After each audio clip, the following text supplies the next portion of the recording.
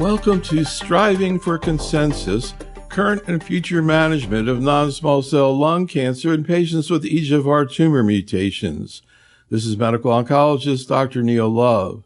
For this program, I met with Drs. Pasi Jänne, Tom John, Zofia Piotrowska, and Alexander Spira for this think tank-style discussion on relevant data sets and their perspectives on EGFR mutated non-small cell lung cancer.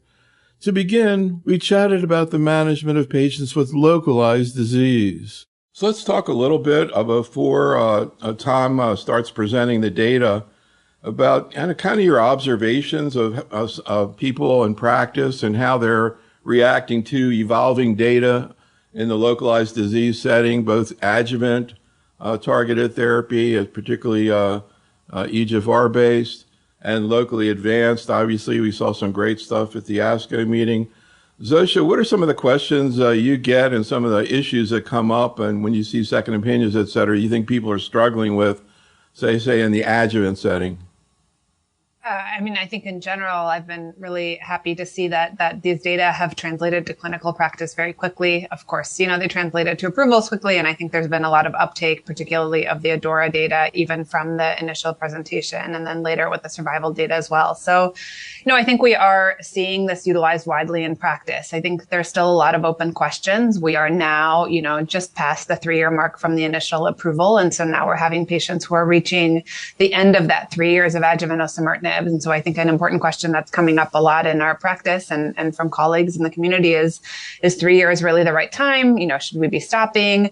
And, a lot of open questions about whether we should be using any of the novel assays for minimal residual disease or anything else to help us guide that. And, unfortunately right now we don't have the data to tell us that yet, but hopefully in the future, we saw uptake of LAURA as well, I think, or a lot of enthusiasm for LAURA at ASCO this year. And I expect that will also be taken up pretty quickly. I think another question that comes up sometimes is uncommon EGFR mutations and how to apply these data to some of the rare mutations. And again, an open question, but right now I think the most important point is to be using these adjuvant therapies or consolidation therapy for the classic mutations.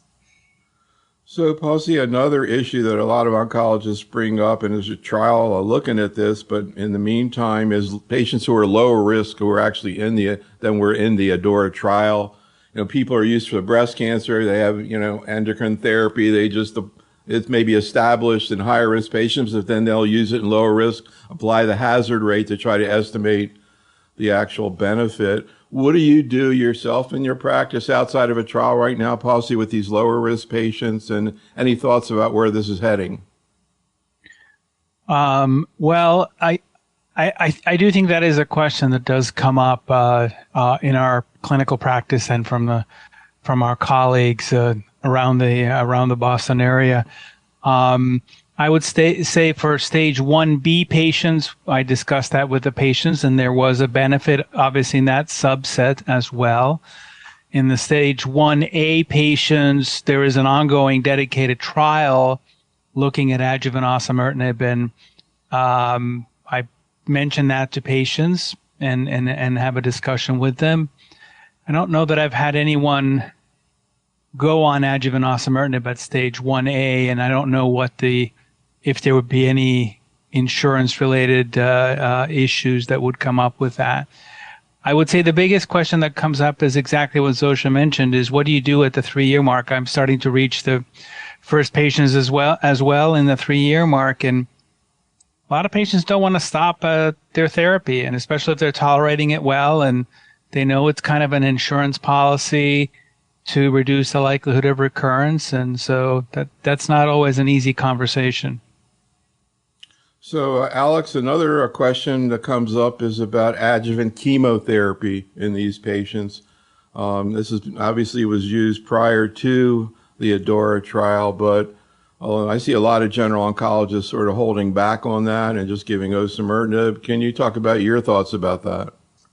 Yeah, and I think this is an area where a lot of us have our own opinions and probably feel very strongly about them. I'm of the ilk of remembering when adjuvant chemotherapy just came out, and the original, it was the IALT data way back, I think in 2003. that showed a benefit, depending on the stage, between 4 to 10%.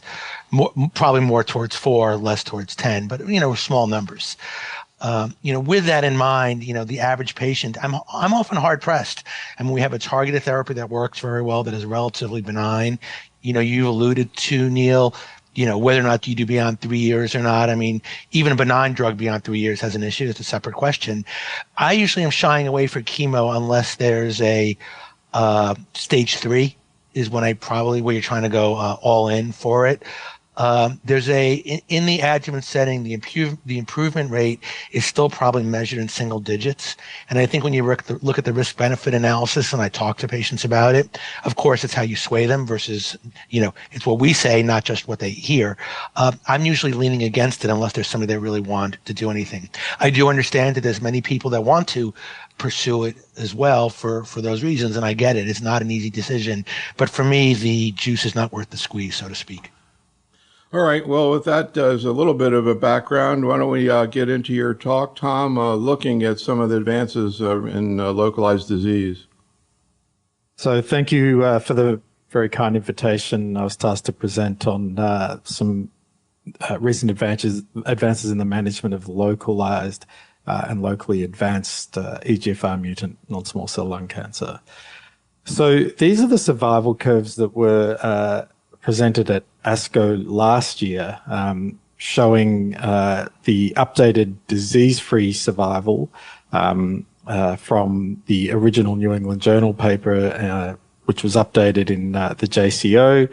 At that point in time, the hazard ratio was 0.27. This is the ADAURA trial where patients were randomized to either receive osimertinib or placebo after completely resected stage 1B to 3A non-small cell lung cancer with EGFR mutations. And there was the option to not have chemotherapy, but most patients with stage 2 and 3 disease did have adjuvant chemotherapy. The benefit of using osimertinib is that it is CNS penetrant. And in these updated analyses, it was clear that patients who received osimertinib had an improvement in their CNS disease-free survival probability. And this probably led to many clinicians adopting it despite overall survival not being available. You can see on these survival curves, the hazard ratio for CNS DFS was 0.24. Now, the overall survival update, this is in stage 1B to 3A. The trial was powered around stage 2 and 3A. This showed an absolute benefit at 5 years of 10%, favoring the osimertinib arm. If you look just at the stage 2 and 3A disease, this went up to 12% as an absolute benefit. Obviously, there's quite a lot of censoring, and we're still collecting data on this group of patients, but clearly a benefit in overall survival. Are there biomarkers that can perhaps predict who to treat and who to treat for a period of time? Well, these were some data that were presented at ASCO, and this is looking at minimal residual disease. So just again, this is the trial design for ADAURA, and in the box is the scan schedule and the ctDNA plasma sampling schedule, which you can see are slightly off kilter. The ctDNA sampling was done more frequently in the initial 3 years, and then at the 3-year mark, so it was every 12 weeks and then went to every 12 and 24 weeks and then every 52 weeks therein, whereas the scans were less frequent. And so in this analysis, we looked to see whether you could predict patients likely to recur based on MRD. The MRD analysis we chose was called RADAR. It's an assay that relies on whole exome sequencing the primary tumor. So you need a decent tumor sample to begin with, and you exclude germline variants, design a specific customized panel for each patient, and then you can use that customized panel at subsequent time points. When we did this, we were able to look at 242 patients, 112 in the osimertinib arm and 108 in the placebo arm. And you can see 91% of patients, the analysis was successful. This really is the one of the key outcomes from the study. These are MRD events based MRD events in the osimertinib compared to the placebo arm. The osimertinib is shaded in blue for the 3-year time point and then grey thereafter. And each circle represents an MRD time point. And again, you can see fairly clearly here that patients who have MRD events are more likely to be in the placebo arm. They're shaded red, each positive MRD event, and in purple are those where there is a DFS event. And pretty much you can see the MRD event precedes the DFS event in most patients. 13% of osimertinib treated patients developed an MRD event compared to 49% in the placebo arm. The number of patients who were positive at baseline, not surprisingly, they were more likely to be more advanced stage, so stage 2 and stage 3. Chemotherapy didn't seem to make a difference, although there does seem to be more stage 2 patients who did not receive chemotherapy who were MRD positive. But in the stage 3 patients, you can see 5% and 8% respectively in patients who did and didn't receive chemotherapy. So doesn't particularly tell you which patients are going to do better. And again, when we look at who develops an MRD event, in the osimertinib arm, most patients don't develop an event while they're on osimertinib. Most of these events occur at the point of stopping, and most of those occur within the first 12 months. Some also occur at the 2-year mark. And if you compare that to the placebo, most patients, only 31% of patients did not develop an MRD event or a DFS event in the placebo arm, really highlighting the benefit of osimertinib. So could this be used to pick patients to escalate or de-escalate treatment? I think potentially yes, after you've completed your therapy. If you're MRD positive prior to osimertinib, I think this tells you that you have stage 4 disease really, and you really should continue the osimertinib probably lifelong. If you're MRD during osimertinib, you're more likely to have developed a resistance mutation to the OSI.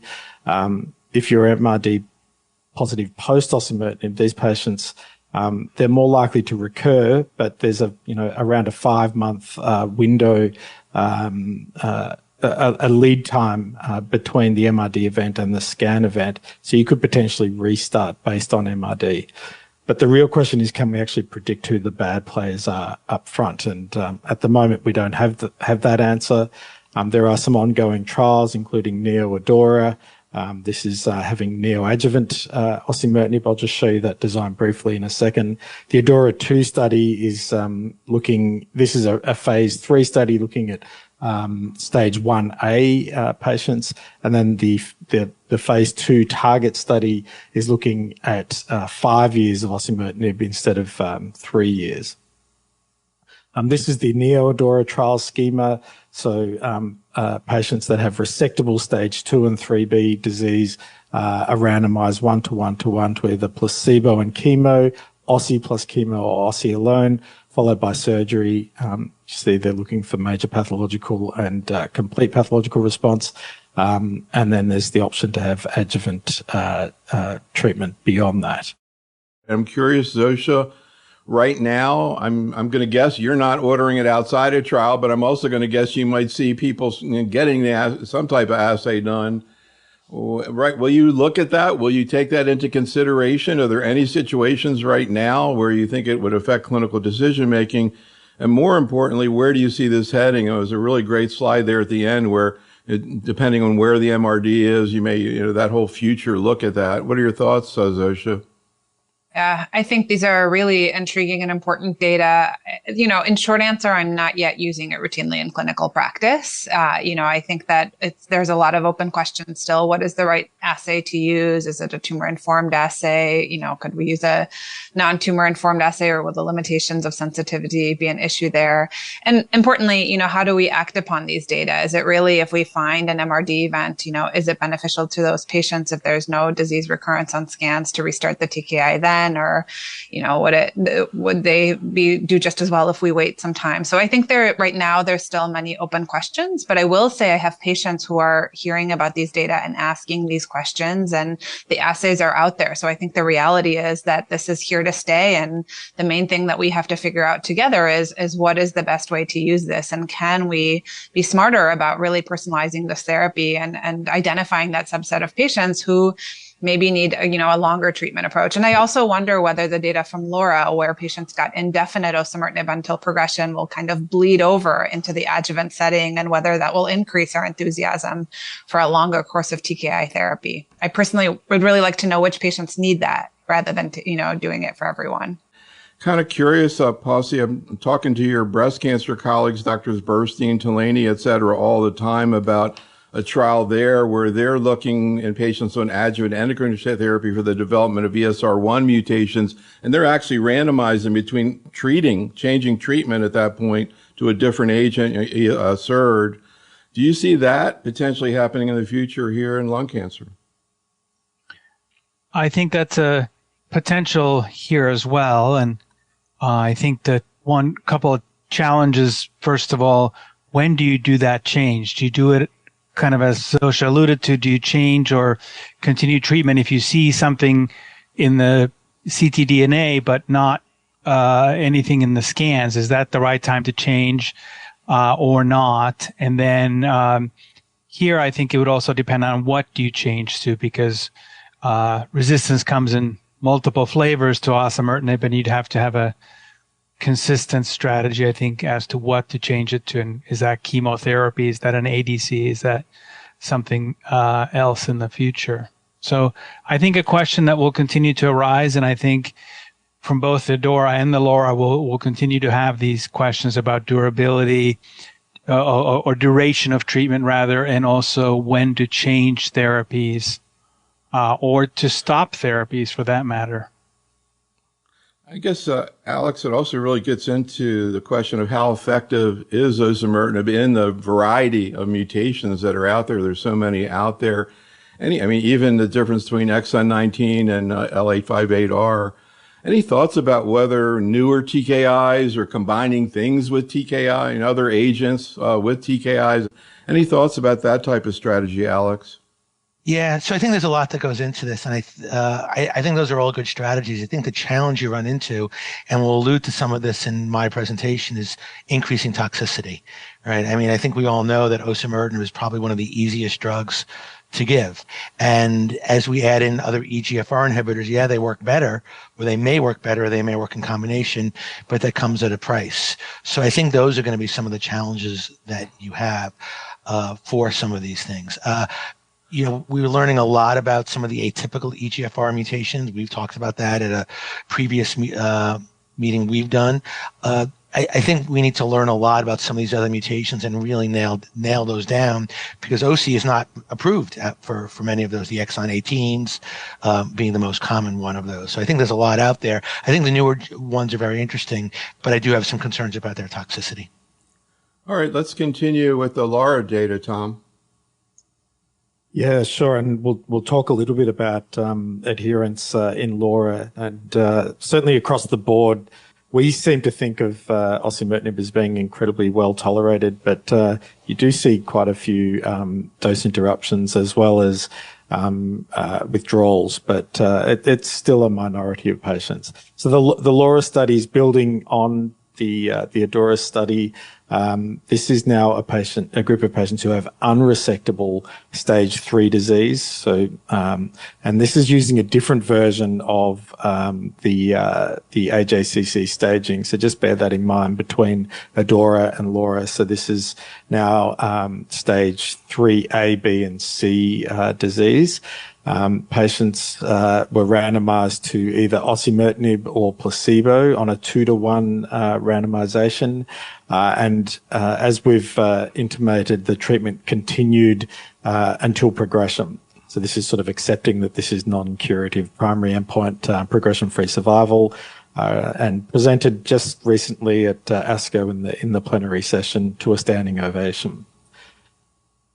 The patient disposition is shown here.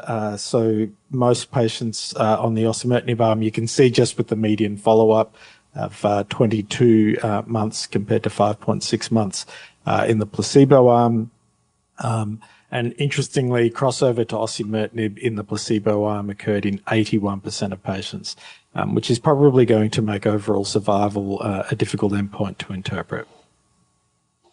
Here's the progression-free survival, clearly showing a very significant improvement in PFS for the osimertinib treated patients, hazard ratio of 0.16. And you can see those landmark time points at 2 years. Only 13% of patients are progression-free in the placebo arm compared to 65% in the osimertinib arm. 13% is quite low, and certainly that's one of our questions is, did the control arm do considerably worse?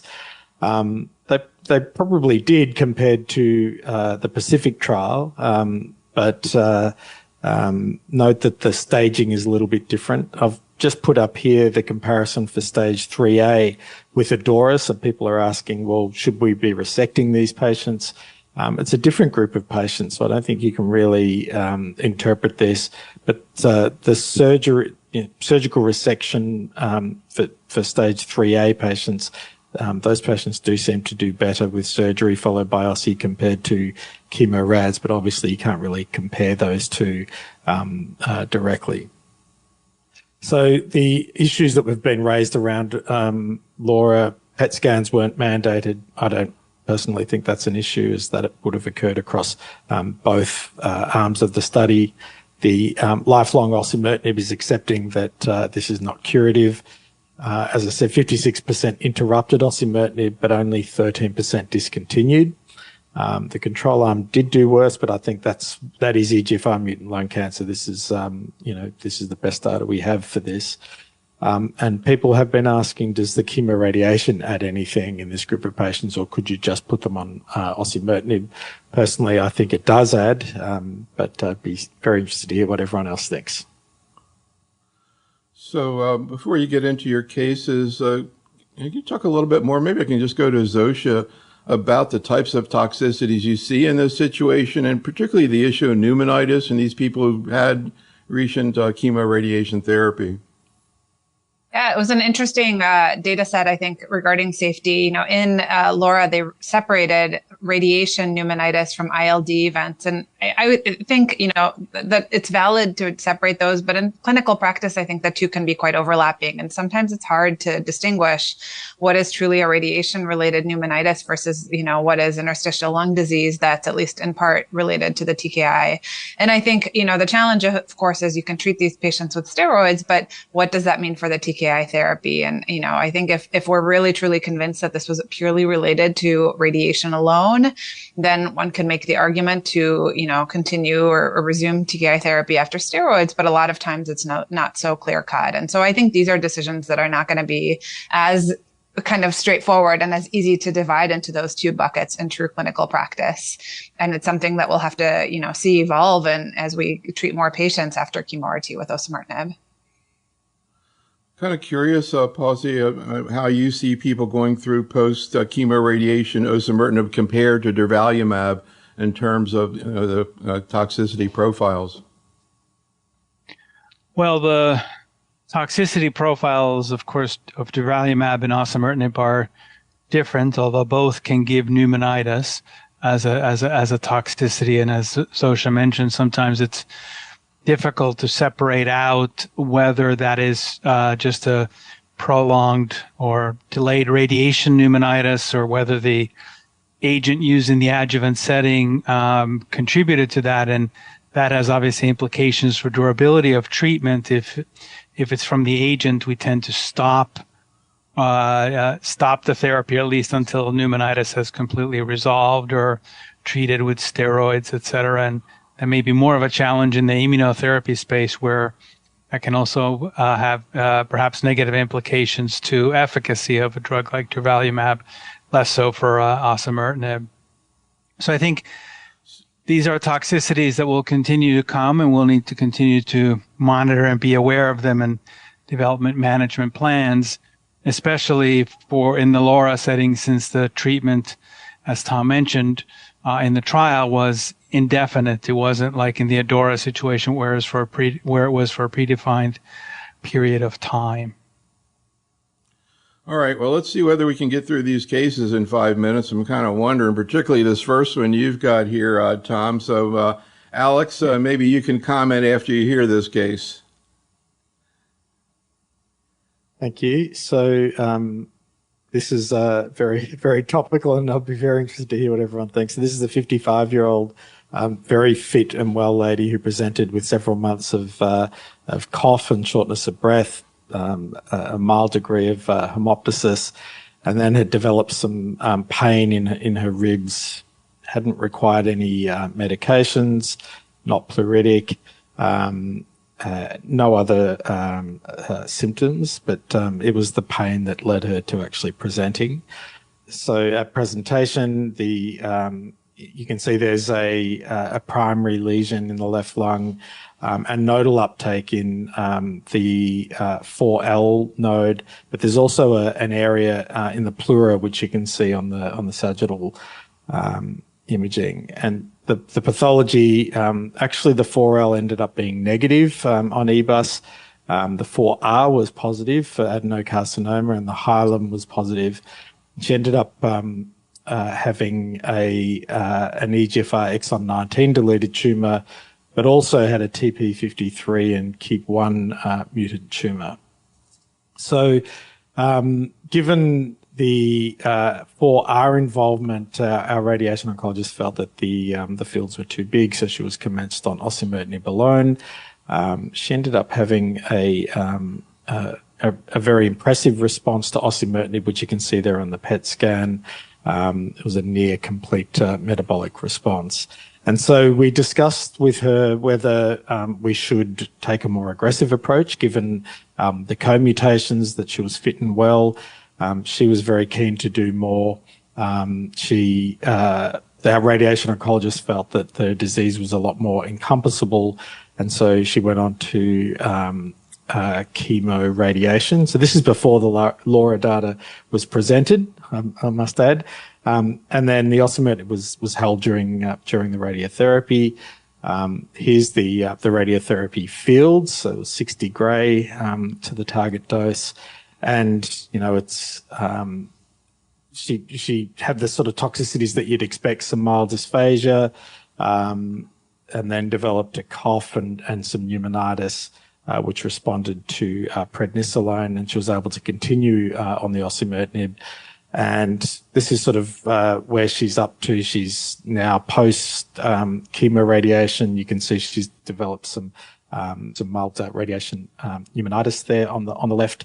Certainly nothing in the right lung. And then that's the CT scan sort of showing the same thing, very much within the radiation field. So we're pretty comfortable that this was not osimertinib related.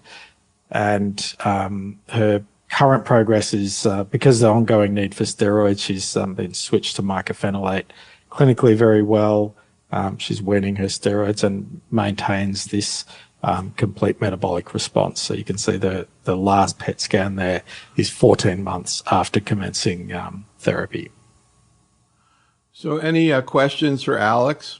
So, I think this is one of those, I think a lot of us do this. I think we're a little bit without data in terms of how aggressive to be with locally aggressive care in these patients. It's certainly something we would all have done. I mean, essentially you gave the patient a neoadjuvant approach and you're able to encompass most, if not all, the tumor in the radiation field. So I think it's something, a very reasonable approach to do. And we've done it. It would be great to get data on some of these situations. I realize that's going to be very hard because patients will have and physicians will have their own opinion on how aggressive to be with local management. All right, let's take a look at your next case. So this is an adjuvant case. This is probably a little bit more straightforward. 48-year-old man now, fit well, no past medical history, presented with hemoptysis, found to have this lesion in the right lung, and proceeded to surgery. At surgery, he ended up having a PT2N1 adenocarcinoma, so 1 of 14 lymph nodes were positive. It was acinar predominant, but 20% micropapillary, low PD-L1, and a EGFR mutation with an exon 19 deletion. We ended up putting him on a study, which I'll talk to briefly. There were no co-mutations. He had ctDNA taken, which was negative. This is the study. It's an investigator-led study run through TOGA. I'm the PI for this study. Patients who have resectable EGFR mutant lung cancer who have no co-mutations, and we're mainly looking at TP53. So if you're TP53 negative, we certainly feel you can get rid of chemotherapy, so that those patients are placed into cohort 1. If you have TP53 or any other co-mutations, you're just getting standard of care chemotherapy followed by osimertinib. So this patient, because he had no co-mutations and his ctDNA was negative, we've omitted the chemotherapy. He's only just began this treatment. The trial's still recruiting, so we'll wait to see what happens. So, we were talking before about the question of whether to use adjuvant chemotherapy. Do you look at any biomarkers in making that decision, or is it just more clinical? For me right now, I would say it's mostly clinical. I think these types of risk-adapted approaches are going to be very important to try to understand going forward. But in the absence of data from trials like this, which I agree are really important to do, I think a lot of it comes down to clinical factors, the age, the overall kind of health and well-being of the patient's feelings about, kind of therapy. A lot of these patients are young and very, very healthy and kind of come in saying, I will do whatever, might possibly improve my outcomes in any way. And on the converse, I've also had patients who are maybe older or have some medical comorbidities where we were on the fence about chemotherapy. And those patients, I think having the presence of an EGFR mutation is really helpful because it gives us kind of, the opportunity to say, well, we have this TKI therapy that we know is beneficial, and that might be enough to sway us away from chemotherapy. So to me, I think the clinical factors, the patient factors right now in day-to-day practice until these data come out are the best way to make these decisions. So I think we can move on now and talk about first-line therapy of metastatic disease. I think probably this is the area of the most questions right now in terms of docs in practice. I just want to start out with you, Alex, and maybe just sort of frame some of the thoughts you have when you're thinking through this decision nowadays. It's become very complicated, as they say, with a lot of different options for patients and probably even more coming in the future. I think the theme of the presentation, and I think we'll all agree on, is, we're blessed in that we have multiple different options for patients. And it's going to come down to that balance of toxicity, patient desire, what does a patient want, and how do we approach this on a very individualized basis. I'll talk a little bit today, I'll allude to during the presentation. We're trying to look at other factors of who might do better with more intensification therapy. And I think that at least the preliminary data will suggest that it's patients with higher risk disease. But even with that, how much is it worthwhile? Because you're competing against a very well tolerated single agent oral drug that patients have Zofia alluded to very well before, these patients still have real side effects. We've all heard that from our patient advocates, and it's a reminder of that, especially in the adjuvant setting. But how much of the trade-off is going to be worthwhile for patients that might benefit from more intensive therapy, and how do we sort that out on a very individualized basis? And there's no right or wrong answer. And I think this is going to be driven a lot by the physician's desires, because at the end of the day, we're the one that influences what a patient is, and it's all how you talk to a patient around that. And I think the conclusion will be, yeah, we have a lot of better options, but for whom? Yeah, no, we'll dive into this a little more after we see the data, but just to sort of continue along the same line, Tom, can you talk about maybe specifically what the three main options are? Let's put aside reimbursement, assume you can access anything. Just really, let's try to analyze it from the point of view of risk benefit. And let me just start by saying, how does the presence of brain mets affect the decision for you? Yeah, brain mets, I think, makes a big difference for me because the data from which I assume we're going to talk through from FLORA-2, but also from the amivantamab studies is showing a benefit to patients who have brain mets with combination approaches. I think not every single patient needs to have a combination approach, but there does seem to be some patients who would probably benefit from more intensification of their therapy. But it does come with extra toxicities, and I think that there are things we need to balance out when we're talking about these combination therapies. So just to push it a little bit farther, Zofia, from your point of view, can you talk, imagine you're presenting this to a first-year fellow. Can you talk about sort of the differences in terms of quality life, tolerability, toxicity, lifestyle in these various approaches? And, how you mentioned age before, how does age or, even performance status affect the decision? I think, right now in 2024, we essentially, again, taking out of the equation of reimbursement and approval, we have three kind of treatment options based on positive phase 3 studies. We have osimertinib monotherapy from the FLORA trial. We have the combination of first-line osimertinib with platinum pemetrexed chemotherapy from the FLORA-2 trial. And then we have the combination of amivantamab, a bispecific antibody targeting EGFR and MET, with lazertinib, which is another third-generation EGFR inhibitor, very similar to osimertinib based on the Mariposa study.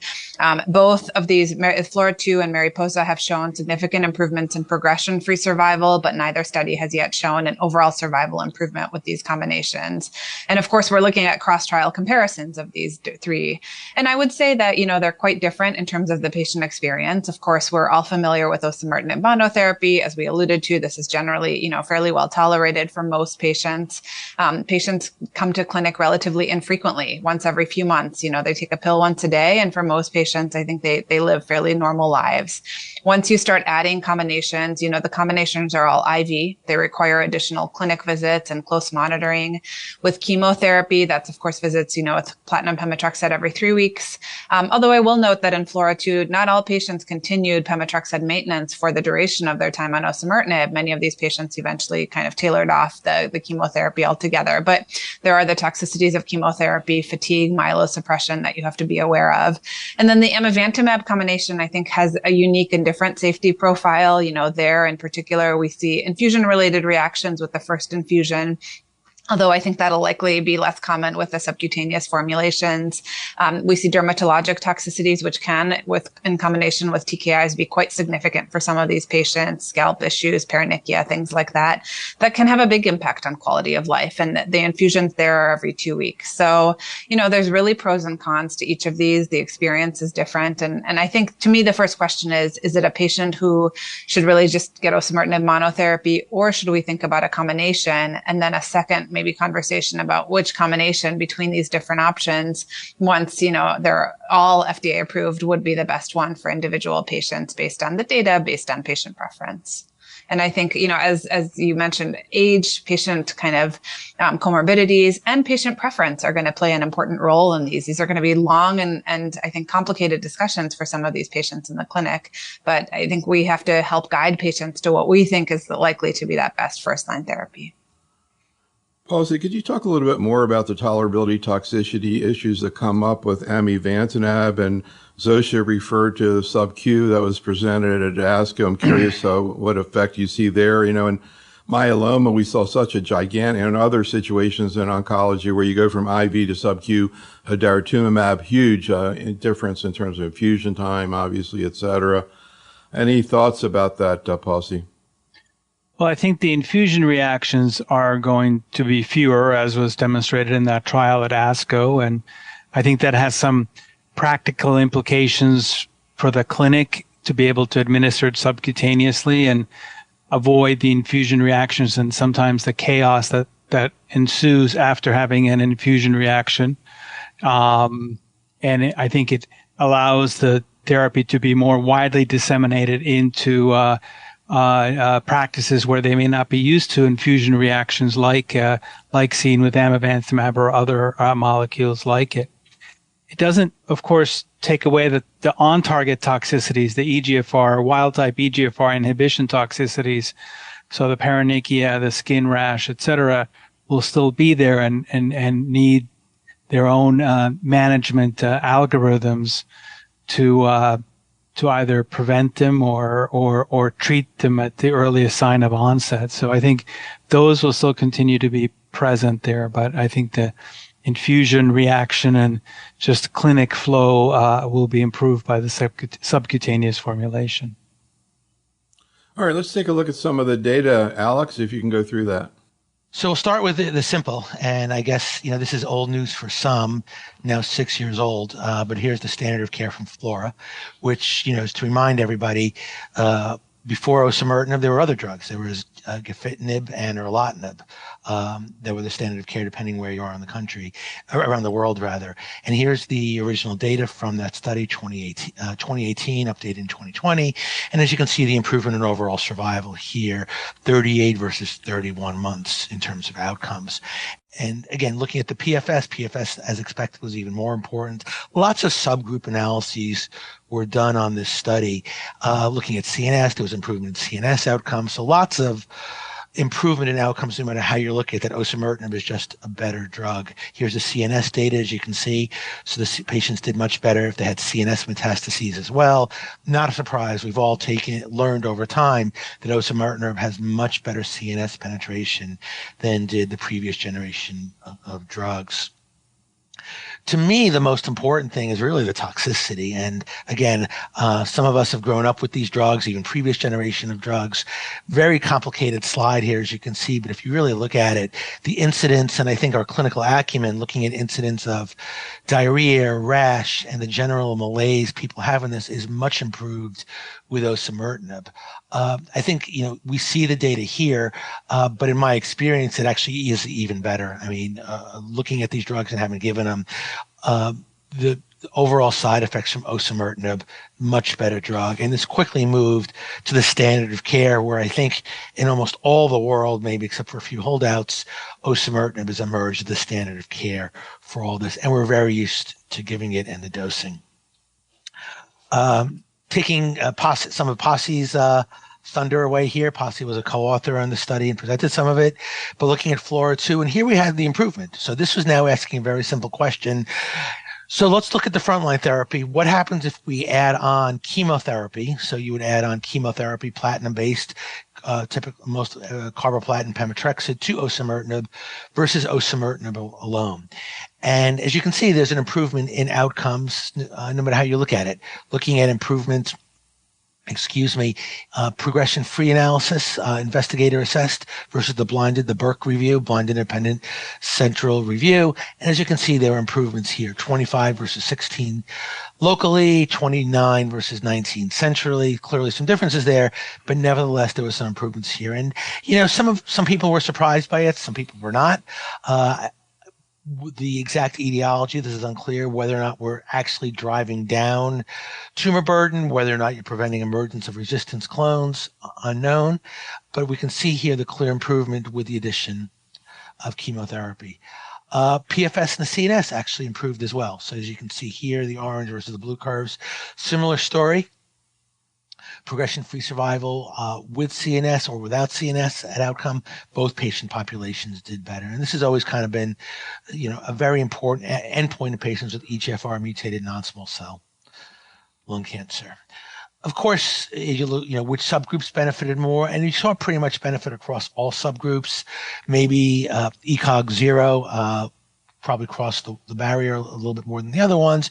But as you can look from the hazard ratios, most everybody here benefited, no matter how it was broken down on these pre-specified analysis. So again, chemotherapy has improvement in outcomes. Of course, you see improvement in adverse events is not a surprise. We've been giving carboplatin pemetrexed for very, very long time, so there's no surprise here. biggest side effect toxicity is the chemo side effects you would see. Anemia. Not a surprise. We know that chemo causes anemia. Clearly increase in white cell count decrease as well as a neutrophil count increase. Some of this is paper toxicity, some of it's not, right? People do have increased toxicity when you give them chemotherapy, and you saw that bearing out in fatigue. There's obviously the non-CTCAE criteria of coming to the clinic more often, right? These patients have to come in to get their chemotherapy, and we're really not accounting for it. But overall, I don't think there's any surprises here. No untoward side effects. We'll now talk about amivantamab. So amivantamab is a unique drug. It's been talked about at length, I'm sure, at many of these think tanks. We've heard about it a lot, but it works in multiple different ways, and it's really tough to break down which is the most important mechanism of action. To remind everybody, it's an antibody against EGFR and c-Met, so it binds both of these. It's a two-headed antibody, as I like to describe it. It is a naked antibody.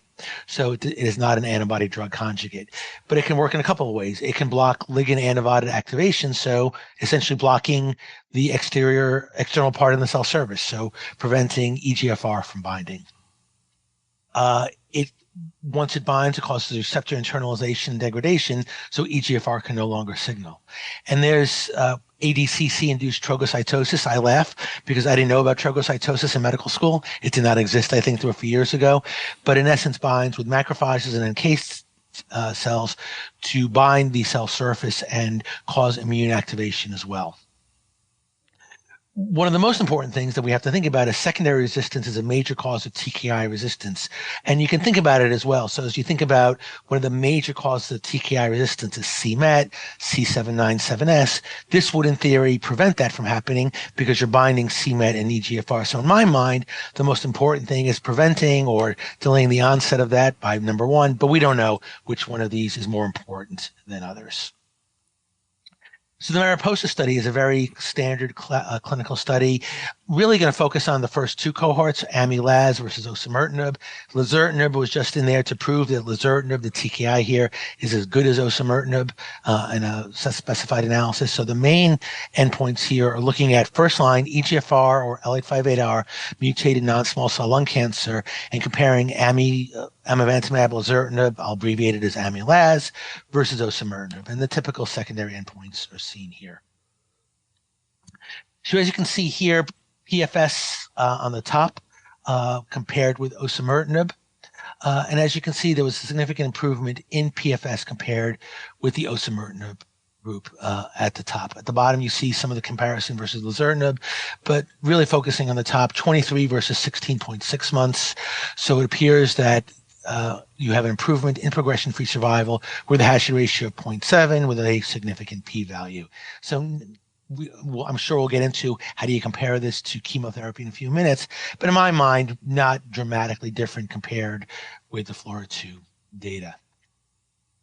Looking at some of the subgroup analyses, you can see here pretty much across the board, you see Ami-Laz is better than osimertinib, not a significant difference depending on which subgroup that you're looking at. We'll talk a little bit about osimertinib versus Ami-Laz and the overall survival.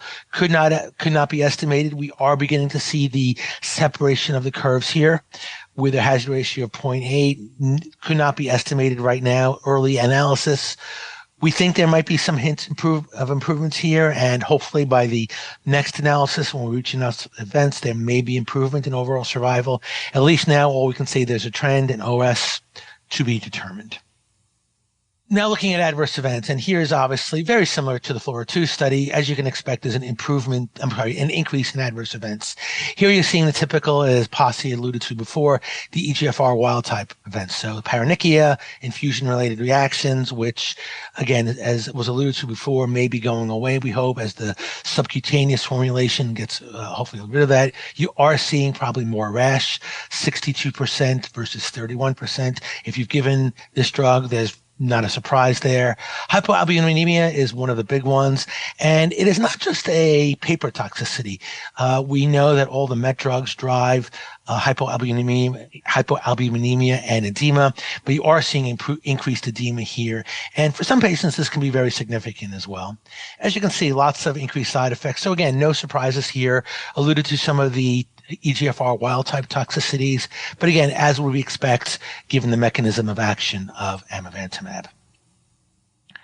We'll now look at some of the secondary analysis, looking at brain metastases, and not a surprise here, some of the secondary analyses presented by Dr. Philippe in abstract form. You are seeing some patients with a history of brain metastases do better on the with or without, so not a surprise here. So you know that this is very similar to some of the chemotherapy data as well. And again, what this analysis was done, I'll get to some of these in detail. This is actually, some of this just been published in the Annals of Oncology, but what's been looking at here is who might benefit. Who do you think might benefit from intensification of therapy? And one of the things we've always thought about is people with higher burden disease. Liver metastases, although happening, is relatively uncommon. We've all thought about it as increased risk of progression. The patients don't do as well. And as you can see here, patients with baseline liver metastases do have improvement when you give them amivantamab as well. So the two subgroups, brain metastases and liver metastases, both do better here. One of the big things, T53 co-mutations versus wild type. Patients with P53 co-mutations, patients we did worse, did do better with the addition of amivantamab. A little bit better with wild type, though not as dramatic as well.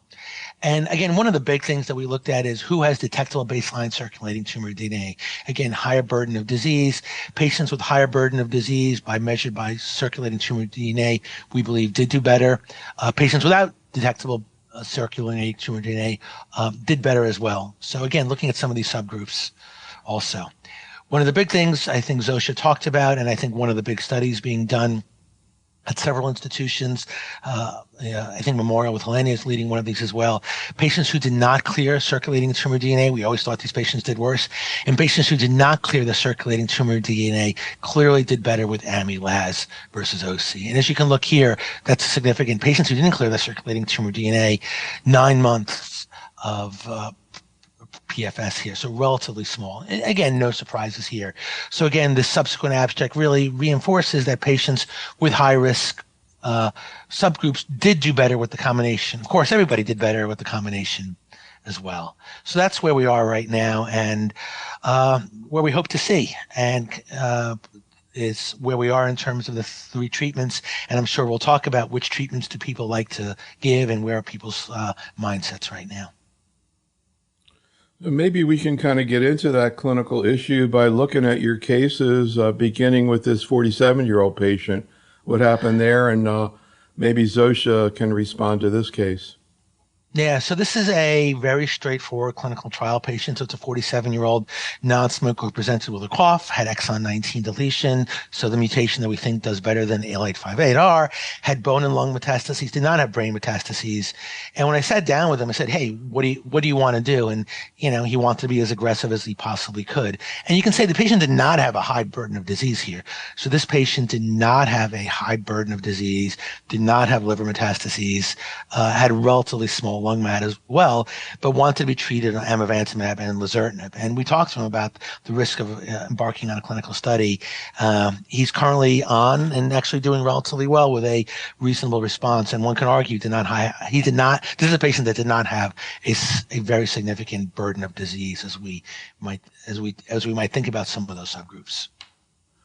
So before you comment, Zofia, can you talk a little bit more about exactly what happened or what's happening when he was on treatment in terms of toxicity? Yeah, so he did very well. He had the typical TKI side effects. He had, as everybody else did, a grade 1 reaction on the first day. We got him through it. I cannot remember if we had to give him the full dose on the first day. Remember, when you're giving an IV, there's a loading dose day 1 and the subsequent completion on day 2. He's had a rash that he could manage. It's grade 1, worse on the scalp. He's on a couple of shampoos right now. He's tolerating things reasonably well. He has not yet progressed, but doing well, reasonably well overall. But again, some of the major side effects that one would expect to see, so nothing untoward. So Zofia, any comments and any thoughts? You mentioned before, younger patients who want to do as much as possible. What do you think about in that kind of situation? Yeah, and maybe a question first, Alex.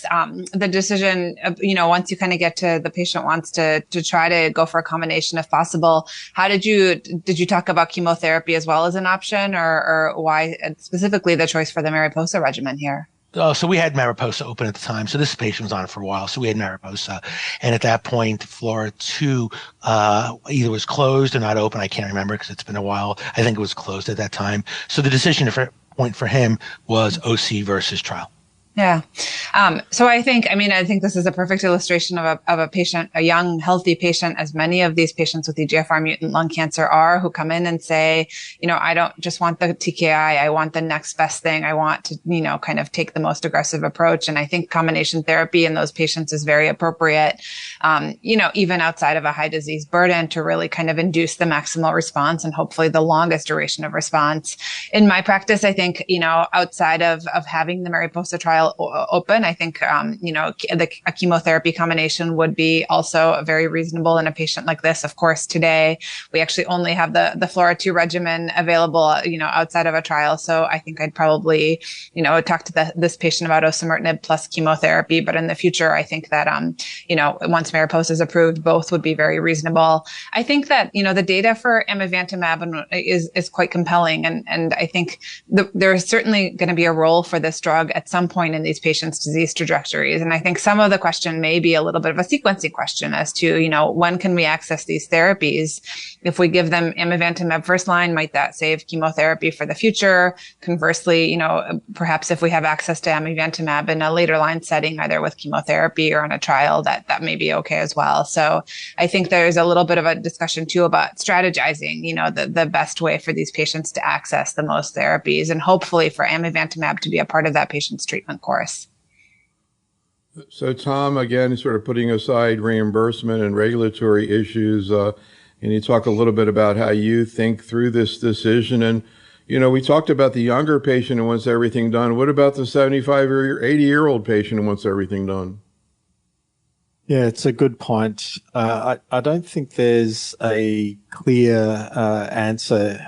We've got all these subset analyses that have been done post hoc, which, at the end of the day, when you have a young 47-year-old fit young person, a lot of those subset analyses sort of go out the door because we're trying to be as aggressive as possible in terms of clearance. I would love to know some other factors about this patient. I would love to know, whether there were co-mutations. There was some really nice data recently published from Charlie Swanton's group around TP53 and mixed responses to osimertinib, really showing that there's actually genome doubling in those patients, and it's associated with a poorer response to osimertinib and a mixed response to osimertinib. I think if we knew things like that, so co-mutation status, if we knew about ctDNA positivity also associated with poorer outlook up front, then yes, I would be driven more towards using a combination approach. It's fair to say, and I think we've sort of touched on it, that the AMI-LAZ combination toxicities are very different to the chemotherapy toxicities. Paronychia and skin tox in particular can be quite difficult to manage, and certainly you need to be on top of it up front. So when this is readily available, I think we're going to need to be a lot more aggressive in toxicity management.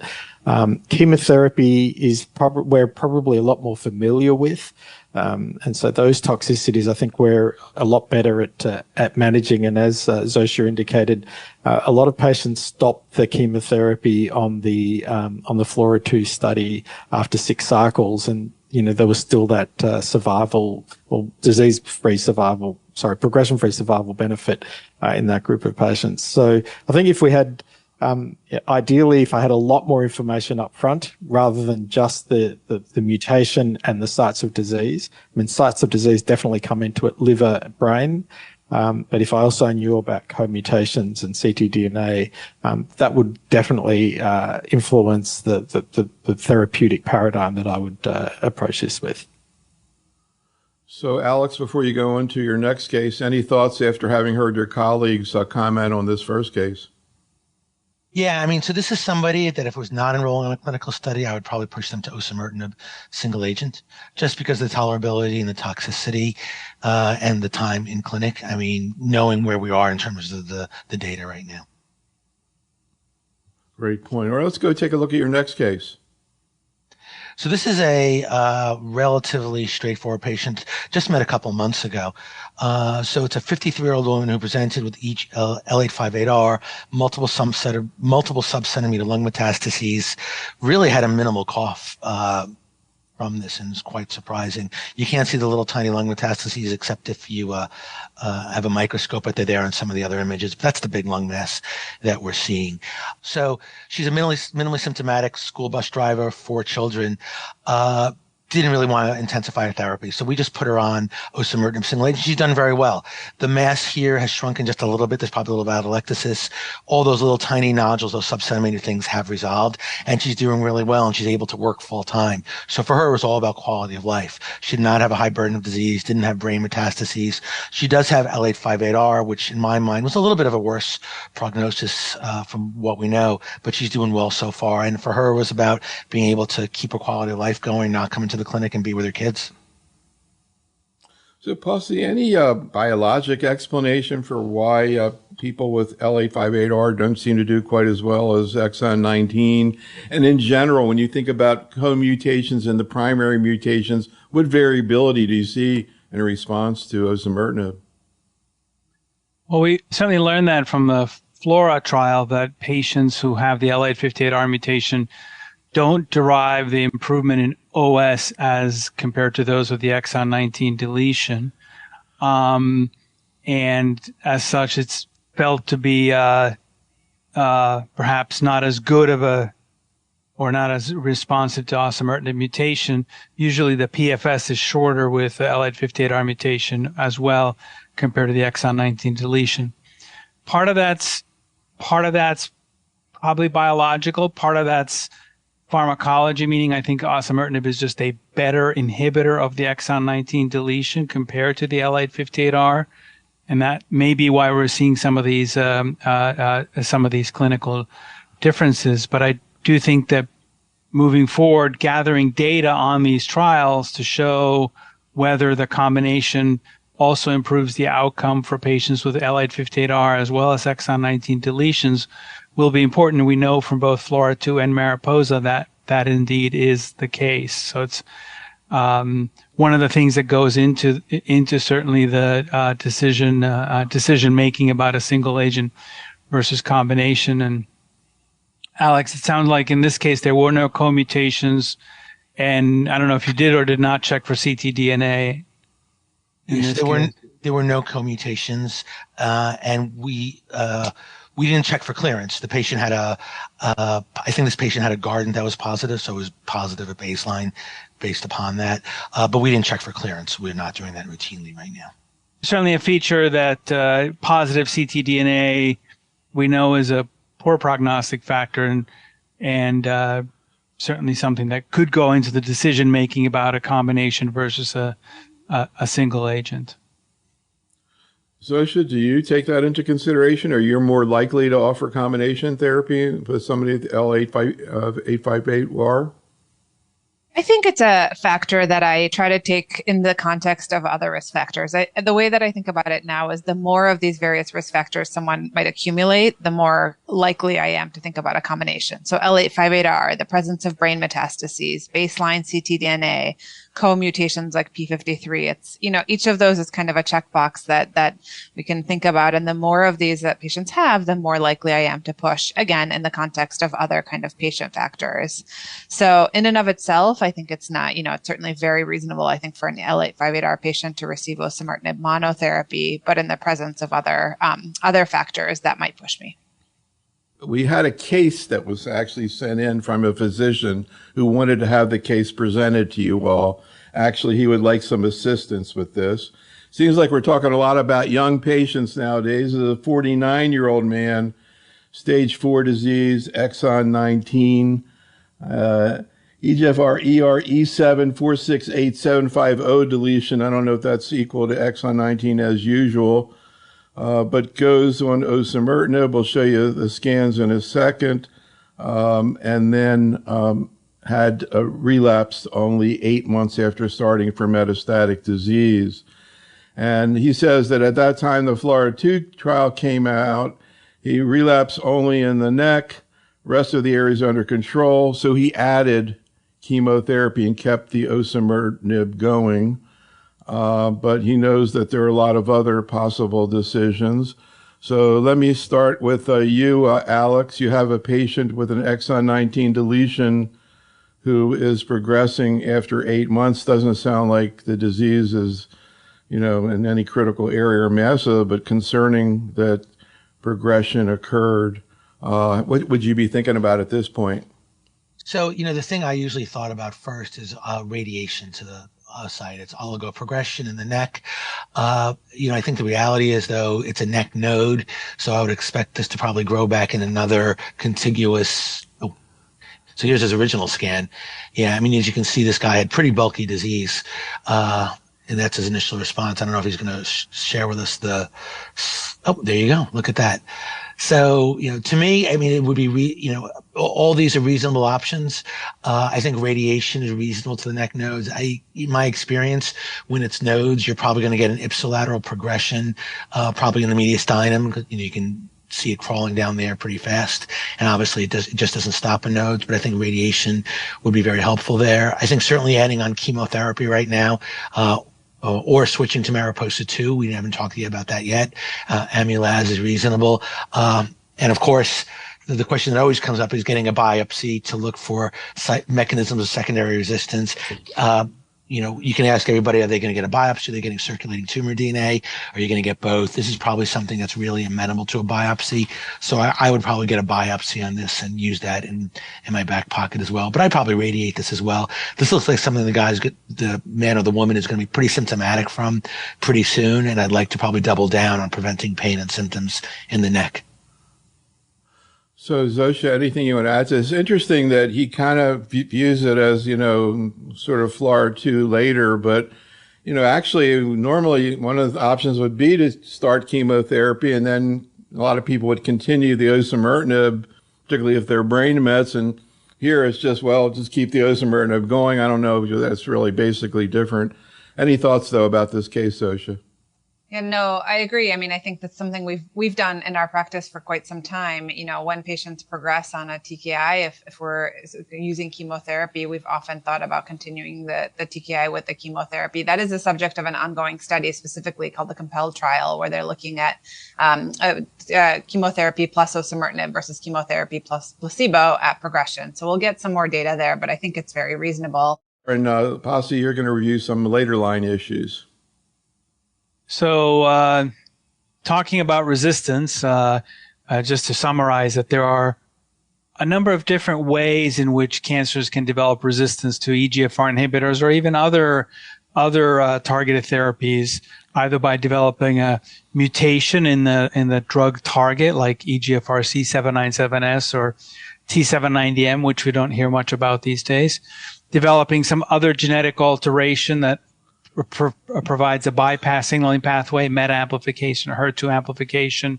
Can also happen through an acquired oncogenic rearrangement like ALK rearrangements and RET rearrangements, et cetera, have been described as resistance mechanisms to EGFR inhibitors.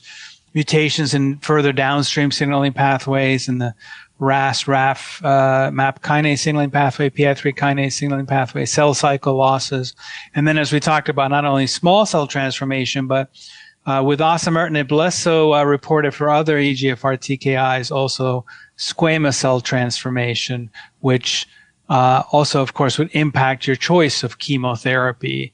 And another reason to do a biopsy rather than a ctDNA, where you certainly don't get the information on the histology and where your ability to detect some of these changes, especially copy number gains, is tougher. This is a study that Zofia actually presented at ESMO a couple of years ago, prospectively looking at osimertinib resistance in this clinical trial, and at the genetic level demonstrated that MET amplification and EGFR C797S, the secondary mutation in EGFR, were the two most common mechanisms of resistance.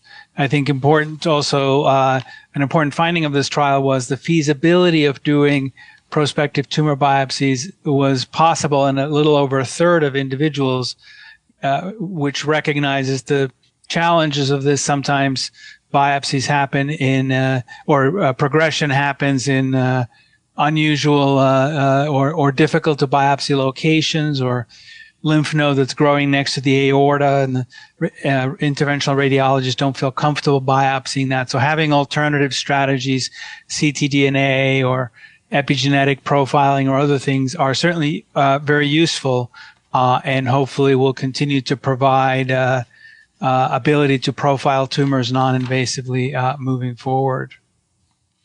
We have some new EGFR inhibitors on the horizon for cancers that develop resistance through an EGFR mutational mechanism, as well as cancers that have atypical EGFR mutations that we talked about a little bit earlier.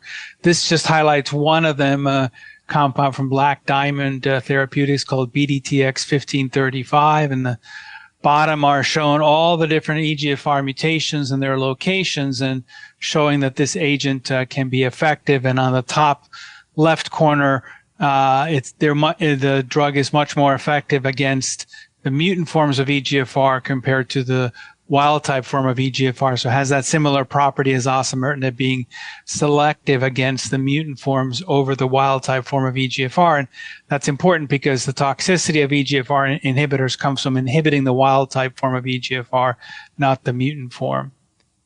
And if you just specifically focus on resistance mutations to osimertinib or other third generation EGFR inhibitors shown here in the arrows, highlighting the fact that this agent maintains efficacy against these resistance mutations.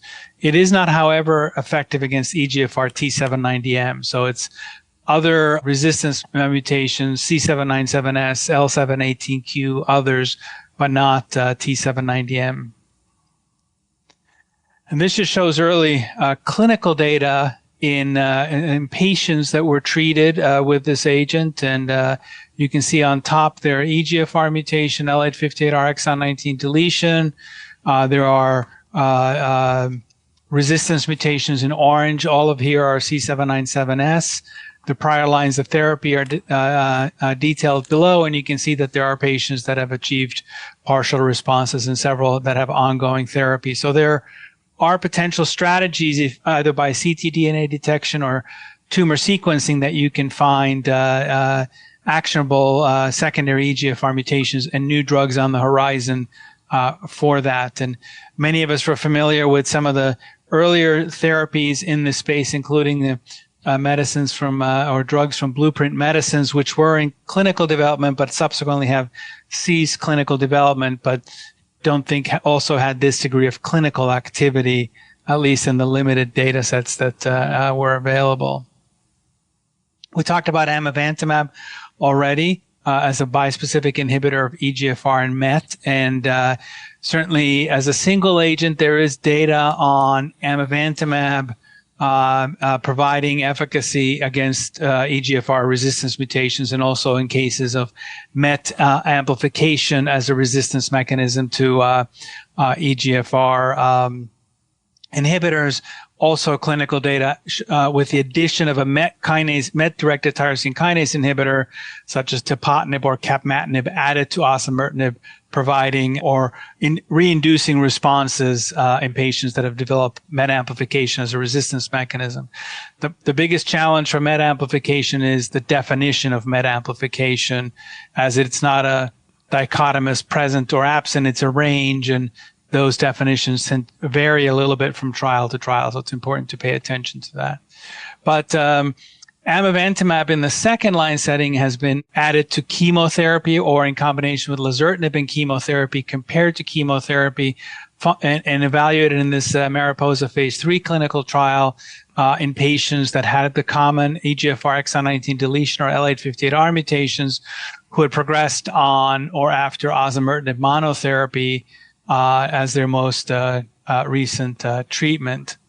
And the primary endpoint here was progression-free survival, which was superior for both amivantamab chemotherapy in blue versus chemotherapy in gray, or the triplet in purple versus chemotherapy alone. The lazertinib here didn't really add too much to amivantamab chemotherapy, but almost a doubling of the PFS and a hazard ratio of 0.41. So certainly a clinically meaningful improvement, and amivantamab chemotherapy is now in the NCCN guidelines as an option for post-osimertinib second-line therapy, whereas we previously would have continued or added chemotherapy to osimertinib or switched to chemotherapy. And the trial, as Zofia alluded to, of whether to continue or not osimertinib when adding chemotherapy is ongoing. Here, just a subset analysis showing the combination favors all the subsets, including the L858R mutation at the very bottom and the exon 19 deletion here. Now, the other area of active new therapies that are being developed are, of course, antibody-drug conjugates, which in a way are strategies to deliver, in most cases, highly cytotoxic chemotherapy in a targeted way to cancers that express HER3 or TROP2 or others, or HER2. And some of these approaches have been successful and some of them have not. For HER3, the furthest swung along is patritumab deruxtecan, or also known as HER3-DXd. And the reason this is of potential interest is most EGFR mutant cancers express HER3. So this is a way, and HER3 is not a known resistance mechanism at the genetic level to EGFR inhibitors. And so it's a way to specifically deliver something to an EGFR mutant cancer that's independent of the resistance mechanism to osimertinib or other EGFR TKIs. And in the phase 1 clinical trial in the expansion cohort, we learned that the responses occur in almost 40% of individuals with a PFS of about 8.2 months. And the responses occur independently of the resistance mechanism to EGFR TKIs, which you can see on the bottom part. So here, for example, somebody with multiple EGFR resistance mechanism has a response, and here somebody who, despite biopsying that individual's tumor, just has the original EGFR mutation and yet can develop a response. The challenge with many of our ADCs, including the HER3 one, is we don't have a clear biomarker. And this has been looked at in many of the clinical trials. This is just looking at HER3 IHC, and you can see that regardless of the expression, the best overall response in this color-coded bar graph isn't clearly clustered with the higher level of expression. So patients can have progressive disease who have high levels of HER3 expression. They can have responses who have low levels of HER3 expression. So it's an active area of investigation to try to understand what is the correlate of activity of HER3 or other ADCs. A recent study, the phase 2 study of the HER3 ADC was presented, called the HERTHENA-Lung01 study, presented by Dr. Yu and published in the JCO. Similarly, in patients previously treated with EGFR TKI and platinum-based chemotherapy, had a response rate of about 30%, slightly lower PFS here, 5.5 months. Shows also that the activity is independent of the EGFR resistance mechanism, whether it's EGFR independent or unknown, and also the activity is independent of the HER3 expression there as well. Perhaps surprisingly, we found in this trial that ADCs can have CNS activity as well. And so in this trial, there were 30 patients who had brain metastases at baseline and who had not received prior radiotherapy, and they had a 33% confirmed ORR. And on the right-hand side, you can see some images of that. So it's not perhaps what we expected from an ADC, which is a big molecule and to get into the CNS, but it was a pleasant thing to be able to see and know that there can be activity in the CNS as well with ADCs. And similar findings have been seen for the HER2 ADCs in HER2 mutant lung cancer. There's an ongoing phase 3 trial of comparing the HER3 ADC patritumab deruxtecan to platinum-based combination chemotherapy in patients who have only received EGFR TKIs as their prior therapy. And we hope that the results of this trial will be known sometime during this year, as it will help perhaps position HER3 ADC into the therapeutic armamentarium of treating EGFR mutant lung cancer. There are other ADCs. TROP2 ADC has received the most attention. This is also a transmembrane glycoprotein, highly expressed in non-small cell lung cancer. You can see here on the bottom right, it's a poor prognostic factor in lung cancer. TROP2 targeting datopotamab deruxtecan, and a second one that's been studied and approved in breast cancer, sacituzumab govitecan.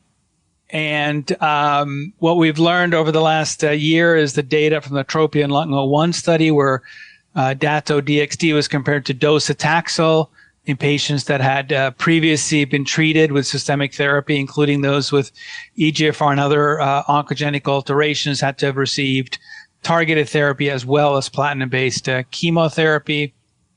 Dato-DXd was superior in terms of PFS compared to docetaxel. However, an interesting signal was found that it was much better in patients with non-squamous non-small cell lung cancer compared to patients with squamous cell lung cancer, whereas in fact docetaxel seemed better. There has been a dedicated trial looking at Dato-DXd in patients who harbor actionable genomic alterations called the TROPION-Lung05 trial, and Dr. Pazarez presented this at ESMO last year. And here too, you see about a 35% response rate. Interestingly enough, and for reasons that are completely unknown, the response rate appears to be higher in patients with EGFR alterations compared to those with ALK rearrangements. We know that for this agent also, the expression of TROP2 is not an indicator of efficacy. So there clearly are other features that we don't quite yet understand and hope to learn about over the next several years as to what makes therapeutic sense and how to choose individuals for one of these treatments. So I think this is still an area in evolution, and we have targeted combination options. We have chemo or chemoamivantamab versus an ADC. There's some need for biomarkers. And I think it's important to recognize in all of these therapies that for patients with advanced EGFR mutant lung cancer, these are not curative therapies. And we have more work to do here to understand why some EGFR mutant cancers can survive EGFR inhibitors and whether there will be any immune therapeutic approaches for EGFR mutant lung cancers in the future. Our current therapies, such as pembrolizumab and nivolumab, do not really work in patients with EGFR mutant lung cancer. So I jotted down about 30 questions to ask, but let's take it one at a time, I guess. So first of all, Zofia, BDTX1535, I was looking at that presentation from AACR. I think we saw a little bit of it there. I was thinking about this case that we had sent in of the patient who relapsed after 8 months. Any thoughts? Is this like the idea like a better osimertinib? I mean, is the idea that someday this could be first-line therapy, theoretically, or more in relapse? My sense is that it's an osimertinib with a broader coverage of certain mutations, resistance mutations, as we saw, and also some activity against atypical mutations. I think the challenge with these drugs right now is that, what we see is that these resistance mutations only arise, as Pasi showed, in a relatively small subset of these patients. So if they have, C797S or one of these resistance mutations, the drug is very appealing. But unfortunately, that's not the case for the majority of the patients that we treat. And as a result, I think it makes me, wonder whether, for example, using that drug in the first line setting would truly kind of meaningfully change outcomes if we're only seeing resistance mutations in a small subset of these patients driving resistance. Yeah, it's unlikely that it would prevent the emergence of MET amplification or small cell transformation or anything else like that. So what about tolerability, Pasi? What do we know about this agent, for example, compared to osimertinib? It's still early days, I would say, but so far it's been very tolerable, and the degree or the incidence of the sort of on-target EGFR toxicities, rash and diarrhea, has been quite low. I think it's pretty cool that they're actually seeing it's pretty cool that they're actually seeing responses. That's kind of cool. Let's get back to where we are today, Tom. And curious again, I don't know what regulatory issues you have to face, but in general, how you're thinking through the common situation, and we just heard about it in the case sent in of a patient with disease progression after receiving first-line osimertinib, and where do biomarker assays fit in? Yeah, this is an increasing problem. This is a big problem for us in the clinic today, and it is exciting to see that there are newer agents available. At the moment, it's clinical trials that we're also focused on. We've been part of some of these studies, and there is actually several other TKIs that also look pretty good preclinically that are coming to the fore, but there's still some time away, and our current paradigms are really around, firstly, trying to continue patients for as long as possible on whatever therapy they're on. So with that case, we discussed the things that we would typically do: biopsy, try and treat oligoprogressive disease with ablative radiation, add agents such as chemotherapy. And when actually, we're doing this not just with platinum doublet, but we're doing it after that as well. We're adding, docetaxel, for example, to osimertinib. Let's move on and talk about the cases here. So, Pasi, you have a 56-year-old man. What happened with him? So this was a case of a gentleman who presented with symptoms, shortness of breath, with a left upper lobe lung mass, metastatic disease, pleura, mediastinal nodes, adrenal, and bones, and biopsy demonstrated an exon 19 deletion mutation. So he was treated before we had FLAURA2 data, so he started on single-agent osimertinib and had rapid symptomatic improvement and an excellent radiographic response that lasted for 15 months. And at that time, a progressive CNS lesion was found on a restaging MRI. He was asymptomatic, but he was treated with SBRT followed by continuation of osimertinib. It's interesting that all the cases that we've talked about, all of them have progressed sooner than the median that's seen in the FLAURA trial. That's which I think is what we sometimes see in clinical practice. A few months later, progressive liver lesions are found on restaging scans, and he underwent a biopsy that showed the original EGFR exon 19 deletion. Still had adenocarcinoma, but no other new genomic alterations were detected. And the question to the panel is sort of if you had all these options available, I realize that they're not all available, which one would you choose as the next line of treatment based on the data that we have available today? So, Alex, would you like to tackle this? So I like the triplet therapy of carbo-pam amivantamab. It hits all mechanisms of resistance. It's MARIPOSA-2. It's pretty well tolerated by and large. And for me, that is kind of the answer to all of these right now. So, Zofia, agree or disagree? I think that chemoamivantamab is a very reasonable choice here. I mean, I think that still chemotherapy plus continuation of osimertinib is a reasonable option as well. This is a patient who had a CNS metastasis, so we want to maximize CNS activity. Although I will say in the Mariposa 2 trial, we did see improved intracranial progression-free survival with the combination as well. So I think, we are seeing that amivantamab is adding something here. I would probably discuss, both chemoamivantamab and, chemotherapy plus continuation of osimertinib with the patient. But I agree. I think, the Mariposa 2 data is quite compelling here. So, Pasi, I'm curious not only about your thoughts about this, but where you see patritumab heading and whether, for example, how you might compare tolerability of patritumab compared to, say, the triplet with ami and chemo.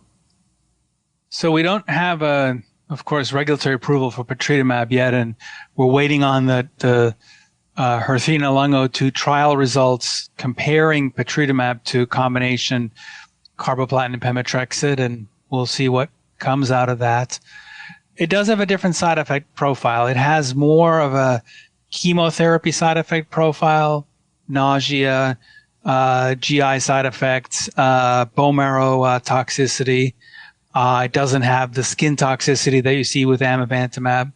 It does also have an incidence of interstitial lung disease, which is something to be aware of. And it is being combined with osimertinib in a phase 1, phase 2 trial to address the point that Zofia was making about being able to continue osimertinib in somebody who has a CNS disease. That's an appealing feature, although, as I showed you, there's some activity of patritumab in CNS disease by itself as well. So I think all of those features, CNS disease, availability of agents, pros and cons of side effects, go into that decision making. Just to clarify, though, this idea of continuing the osimertinib and then adding in the chemotherapy, for how long do you continue the osimertinib, and does it depend on the CNS history? I personally continue it throughout chemotherapy and subsequent treatments as well, and especially someone that I know has had CNS metastases and those have been treated either with osimertinib or osimertinib and local therapy. There's a trial, as Zofia mentioned, trying to look at that question specifically, and so we'll actually have some trial data from that at some juncture as well. But I think we're unfortunately also used to seeing patients who stop their EGFR TKI, osimertinib specifically, progress in the CNS, and hence the reason to keep that ongoing. All right, let's hear about this 48-year-old lady, and maybe Alex can respond about this case. So this is a lady who presented with, again, more symptomatic disease, has an EGFR L858R mutation. She was given chemotherapy and osimertinib and had symptomatic improvement and excellent response, and lasted here for 22 months, and unfortunately had progressive disease in both the CNS as well as in the liver on restaging, and underwent a biopsy, demonstrated adenocarcinoma, underwent NGS of this biopsy that had demonstrated the original EGFR L858R mutation and also high level of MET amplification on NGS. And here the question really is choosing the subsequent therapy, either local therapy followed by osimertinib or adding a MET inhibitor or other chemotherapies or immune therapy. I guess, Alex, you're on. Yeah, this is a tough one because there's a lot to do here. I would probably give a trial of capmatinib, trying to avoid CNS toxicity there. It has some evidence of CNS penetration, cross my fingers, although I admit I don't know how long it's going to last. You pointed out the patient has high levels of MET expression, so that I might try that, although I bet you if you go to 5 different oncologists, you'll get 10 different answers. What did you actually do, Pasi? Added capmatinib to osimertinib, and there was a response both systemically as well as in the CNS, and which I think capmatinib and tepotinib both have CNS activity. I predominantly myself use capmatinib, but in this situation, I don't like using whole brain radiation therapy either. All right, let's go on and talk about exon 20. And in a second, Zofia is going to go through the data. But again, just kind of curious, I'll come back to you, Tom, and some of the key questions right now in the management of these patients that come up. Yeah, exon 20 is a mutation that we're becoming a lot more familiar with, I guess, as we do more and more molecular testing at all stages of disease, and now that there are some active agents in this setting. So I'm sure we'll talk about some of the data around using amivantamab plus chemotherapy, for example, but also there are some novel targeted therapies. There's an agent called sunvozertinib, which has come to the phase 3 setting. There are several other exon 20 TKI inhibitors. So we're actually we're at a point now where this is a much more treatable disease. Before, I've seen many patients as second opinions who started on, first, second, third generation EGFR TKIs, who had, no response and progressed straight through. Now that we have some agents that certainly look effective and promising, although in Australia we have we currently don't have access to any of these agents except on clinical trial. But there is certainly a push to try and get patients onto clinical trial. Phenotypically, this is a similar group of patients. These are generally young, female, often Asian ethnicity as well. And,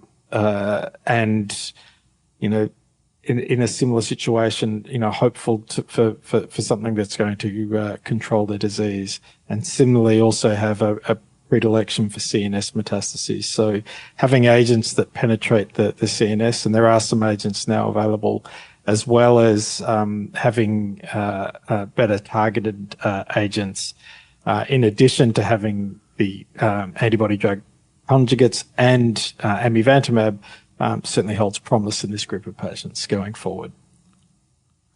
So let's take a look at the data, Zofia. Great. So thanks for having me to talk about exon 20 insertions. I think, the first thing to recognize when we talk about EGFR mutant lung cancer is that there's a variety of different EGFR mutations, and it's really important to be clear in your mind and when speaking about these mutations, what type of mutation you're talking about. So the first part of this session was really focused on the classic sensitizing mutations, exon 19 and L858R point mutations. We've also alluded to the fact that there's this additional kind of cohort of atypical but still sensitizing EGFR mutations like L861Q, G719, S768I. All of these are generally sensitive to the currently available EGFR inhibitors, and they're distinct from the EGFR exon 20 insertions. And exon 20 insertions are this heterogeneous cohort of insertion mutations that span amino acid 761 to 775, as you can see in the figure on the right. I will say that these can sometimes be challenging to actually identify correctly on an NGS report if it does not specifically say EGFR exon 20 insertions. So I made this slide for myself as kind of a reference so I could go back and look if I have a, amino acid insertion to try to help understand, is this in exon 20 or exon 19? And always feel free to reach out to the person who issued that report to clarify if you're unsure, because it's so critical to get this right. Exon 20 insertions are best identified on NGS testing as a minor but important point. We know that PCR-based tests miss about half of these. So hopefully everyone's already doing next generation sequencing. But if you're not already, then the correct identification of EGFR exon 20 insertions is a good reason to move in that direction. And as Tom just alluded to, this is a unique subset of mutations that we've seen to be very resistant to earlier generation EGFR inhibitors. Structurally, these are different, and these are quite old studies now that show that these were resistant to drugs like erlotinib and gefitinib, both in vitro and in the clinic. Erlotinib and gefitinib are really ineffective for these patients. And so 5 or 10 years ago, these were really not targetable alterations, except that we knew that we should not treat them the same way that we do the classic EGFR mutations. What about osimertinib for these patients? It has pretty limited activity. Again, structurally, because of the kind of shape and structure of exon 20 insertion specifically, osimertinib does not fit into that binding pocket as well. And we've seen across 2 trials, one that we've led through the ECOG system here in the United States that's still ongoing, and one from Europe, that osimertinib, even when given at 160 milligrams, so a higher dose to try to really maximize the activity against exon 20, had a pretty low response rate, only 24 to 28%. Some responses that were, that lasted a reasonable long time. In our study, the median PFS was 9.6 months, and the European one, 6.8 months, but still much, much lower than what we expect to see with the classic mutation. So osimertinib is generally not something we feel super excited about for these patients. And this is just a brief timeline to show you that really we've seen a lot of activity in the development of drugs for EGFR exon 20 insertions in the past 5 years or so. We had 2 drugs that received accelerated FDA approval, amivantamab, which we've heard about already, but we'll talk a little bit about more. And then the oral EGFR inhibitor, mobocertinib, which also received accelerated approval, but unfortunately was recently withdrawn from the US market. And I'll show you a little bit more data for that. And then along the bottom, I've just shown you some of the agents that are furthest along in clinical development and which have received FDA breakthrough therapy designation. So hopefully are drugs that will move into approval at some point. But currently, as of 2024, actually, we only have available on the U.S. marketplace amivantamab, either alone or with chemotherapy.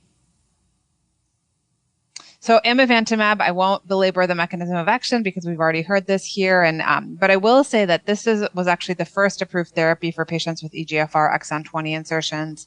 It received accelerated FDA approval in early 2021 for patients with EGFR exon 20 insertions who had progressed on prior platinum-based chemotherapy. And that accelerated approval was based on this data here from the Chrysalis study. This is the 81 patient cohort from that initial phase 1 study who received amivantamab monotherapy, and here we saw a response rate of 40% and a median progression-free survival of 8.3 months. So this was really the first kind of targeted therapy success story for EGFR exon 20 insertions and the first drug that came to the marketplace for these patients. We've already talked a little bit about amivantamab toxicities, and I will say that here we're talking about amivantamab monotherapy. A lot of what we discuss when we talk about amivantamab given for classical EGFR mutations is relevant to amivantamab combined with a TKI. But even with amivantamab monotherapy, we do see still a lot of the same toxicities, in particular EGFR-related toxicities like rash and paronychia. You can see that 86% of these patients will have rash, although many of these are low grade. We can see hypoalbuminemia and edema related to MET inhibition. And then, of course, critically, the infusion-related reactions, which are, cumbersome and challenging, require the split dosing and weekly infusions initially. But as we saw at ASCO this year, we likely will see the subcutaneous formulation of amivantamab coming soon. At ASCO this year, we saw the results of a comparison study looking at subcutaneous versus intravenous amivantamab in the PALOMA-3 study.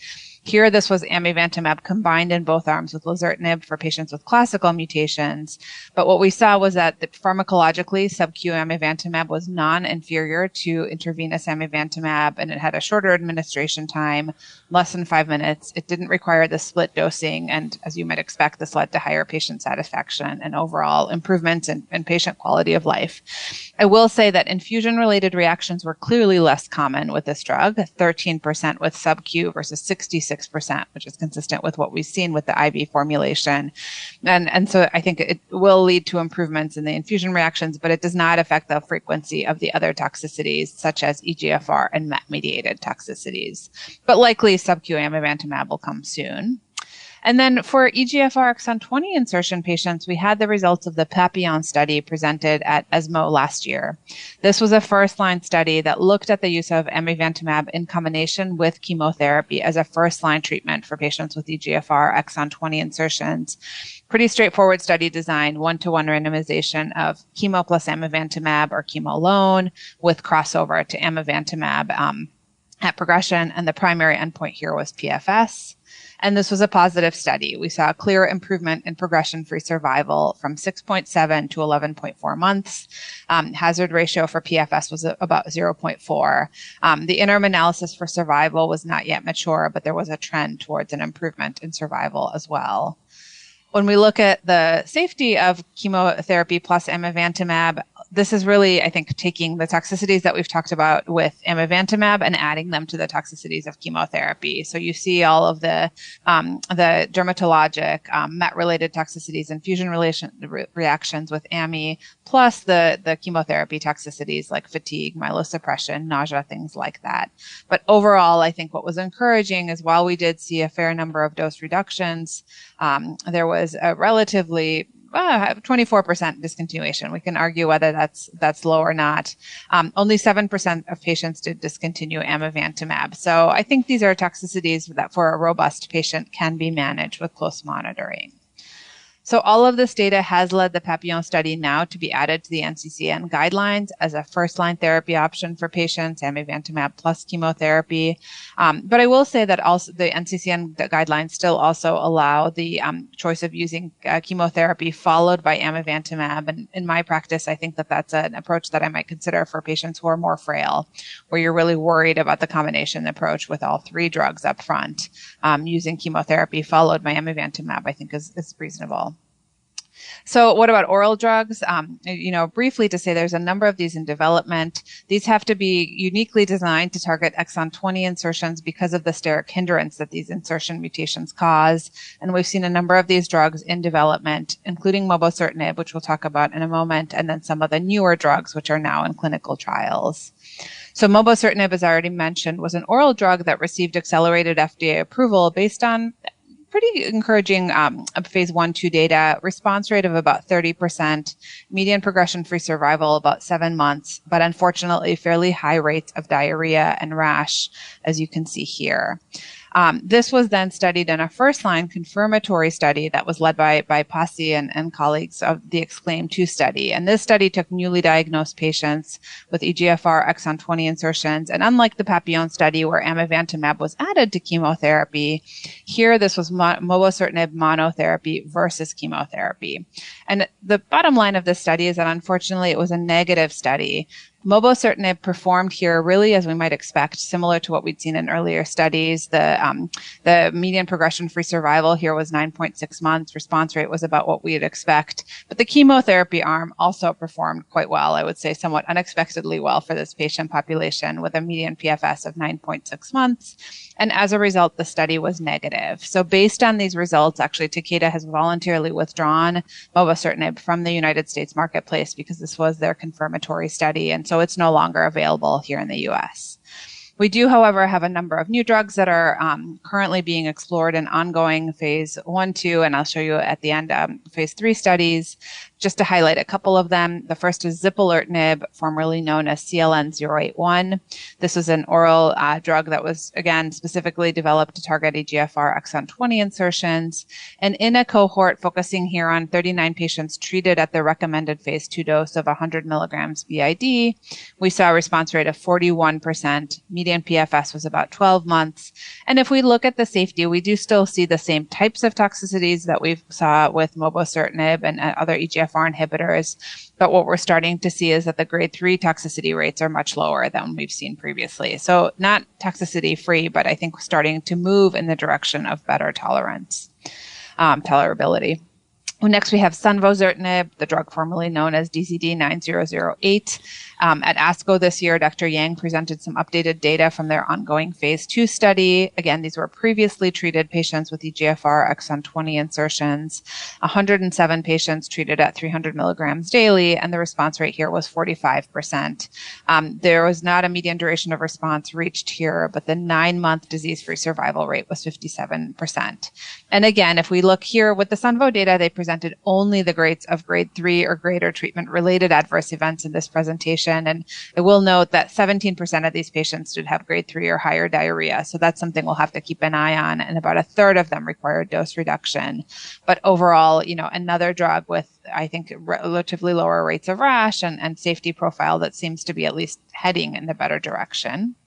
And then we have furmonertinib, which is a drug that thus far I think has primarily been developed in Asia. This is another selective EGFR exon 20 inhibitor. And here we saw, I think, encouraging data in a cohort of treatment-naive patients. This was a small 28-patient cohort.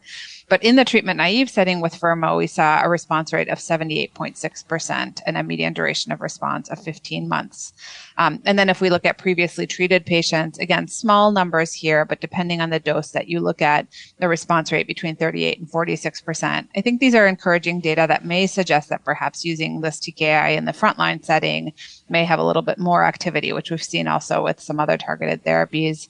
And again, looking at treatment-naive patients, if we look at toxicities, high grades of, diarrhea and things like that, but very few grade 3 or greater adverse events. So again, I think some signs that we are moving in a better direction in terms of safety and tolerability. I think, there are ongoing phase 3 studies with all of these, I think, with notably different study designs. So with the Cullinan drug, we see the combination of zipalertinib plus chemotherapy compared to chemotherapy alone, whereas with sunvosertinib and furmonertinib, they're monotherapy trials. And of course, we'd love to see a TKI-only combination if it can beat chemotherapy here. And then I think another key point is going to be the CNS activity of these agents. And we've really seen very little data presented thus far, only anecdotal cases of these. As was alluded to earlier, there are some drugs in earlier development, still in early phase 1 testing, which are developed to have better CNS activities, such as ORIC 114, but we haven't yet seen much to see how that will translate into clinical practice. So I'll leave the summary here for all of you to read, but I think the key point here is that we have to identify these mutations as different than the classic EGFR mutations to be able to apply these treatment paradigms for these patients. And really, I think to think about clinical trials for patients who are able to travel for them right now. So just to clarify something you said in the beginning that's kind of concerning, are you saying that maybe that some NGS reports are not clear? They don't use the word exon 20. They just put the letters and numbers, and that maybe it's actually getting missed by the doc? Yes. I think I've seen that quite a bit. Good. And I would Really? say not, from large companies and even, from in-house testing in my own institution and others, they're not always, clear. And sometimes it can be really hard to say, well, is H771, is that an exon 20 or exon 19? That can be challenging to read. So yes, that I've definitely seen that. All right, let's take a look at your cases, beginning with this 48-year-old man. Yep. And both of these cases are, really focused on kind of first, second line therapy here and cases from my practice. So this is a 48-year-old, no history of tobacco use, no really significant past medical history, who had several weeks of dyspnea and cough, was found to have a right pleural effusion on x-ray, as you can see. And then on chest CT was found to have this pleural effusion, pleural nodules, and a 6 centimeter right perihilar lung mass.